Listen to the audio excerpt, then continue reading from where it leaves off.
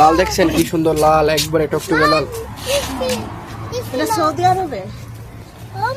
আর এটা কি বাংলাদেশের শাক নিয়েছেন লাগাইছেন নাকি দেশে নিয়ে লাগাইছেন? এটা বাংলাদেশি, মেড ইন বাংলাদেশ। ও মাশাআল্লাহ, তাহলে তো ভালোই। দেখতে পাচ্ছেন এই যে আপনাদের কুরকুরা কালাবাগুলো লাগাইছে, দেখতে পাচ্ছেন সব ধরনের শাক লাগাইছে, হটস্পটটা কোন শর্টপটটা কোন সবই লাগাইছে। দেখছেন ওরা গাছ অলরেডি লাড়াচাড়া দিয়ে নিয়ে পড়ছে। এখন কি আমরা ওরে পুরোটা ক্ষেত ঘুরিয়ে দেখাবো নি? না দেখাও। চলো গাইস, আমরা ক্ষেত দেখে আসি।